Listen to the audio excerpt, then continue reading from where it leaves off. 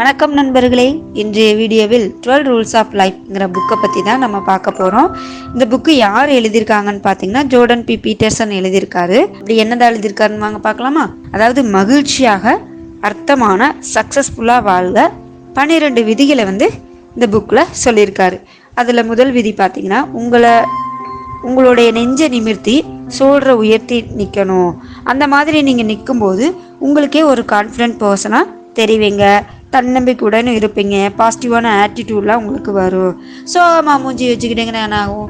சோகமாக தான் தெரிவிங்க, ஆட்டோமேட்டிக்காக அதுவும் அப்படியே சோம்பேறித்தனமாக ஆயிடுவீங்க. மைண்டு ஃபிசிக்கல் பாடி எந்த மாதிரி இருக்குமோ அந்த மாதிரி தான் நம்ம எமோஷன்ஸும் இருக்கும் அப்படிங்கிற மாதிரி சொல்கிறாரு. நீங்கள் இந்த மாதிரி உங்களோட நெஞ்சை நிமிர்த்தி சொல்கிற உயர்த்தி நிற்கும்போது உங்களுக்கு தன்னம்பிக்கையும் பூஸ்ட் பண்ண முடியும் அப்படிங்கிற மாதிரி முதல் விதியில் சொல்கிறாரு. ரெண்டாவதாக என்ன சொல்கிறாருன்னு பார்த்தீங்கன்னா, உங்களை நீங்களே பொறுப்பேற்று நடத்தி கொள்ளுங்க, உங்களை நீங்களே கவனித்து கொள்ளுங்க, உங்களை நீங்களே நல்லவராக நடத்துங்க, உங்களை நீங்களே ஆரோக்கியமாக வச்சுக்கணும், நீங்களே நல்லா பராமரிக்கணும், உடற்பயிற்சியெலாம் பண்ணுங்கன்னு சொல்கிறாரு. உங்களை நீங்களே உங்கள் இலக்குகளை அடைய செல்ஃப் மோட்டிவேட் பண்ணிக்கிங்க அப்படிங்கிற மாதிரியும் சொல்கிறாரு.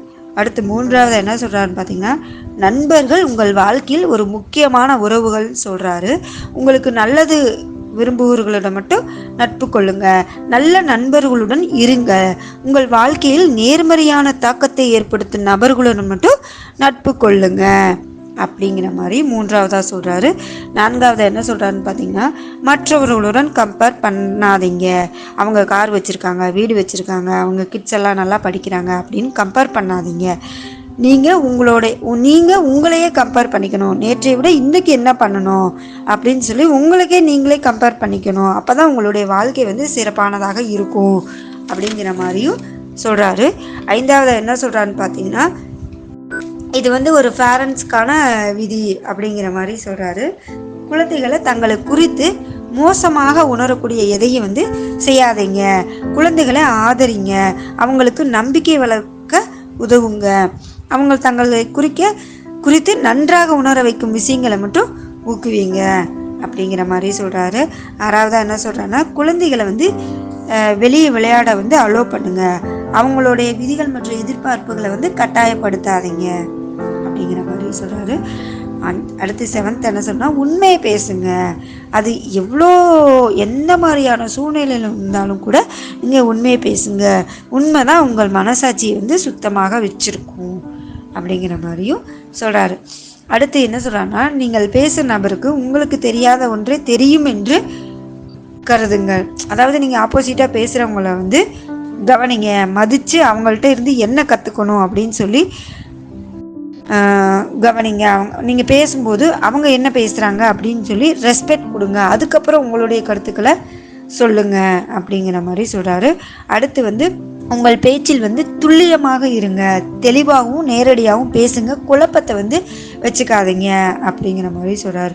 அடுத்து என்ன சொல்கிறாருன்னா, குழந்தைகள் விளையாடும்போது அவர்களை தொந்தரவு செய்யாதீங்க, குழந்தைகளுக்கு விளையாடு சுதந்திரத்தை கொடுங்க, அவங்க கற்பனைகளை ஊக்குவீங்க அப்படிங்கிற மாதிரி சொல்கிறாரு. அடுத்து தெருவில் ஏதாவது ஒரு பூனைக்குட்டியோ ஏதாவது ஒன்று பார்க்கும்போது அதை செல்லமாக கொஞ்சுங்க அந்த மாதிரி சொல்கிறாரு. சிறிய விஷயங்களை கூட ரசிங்க, மற்றவர்களுக்கு நல்லது செய்யுங்க அப்படிங்கிற மாதிரி சொல்கிறாரு.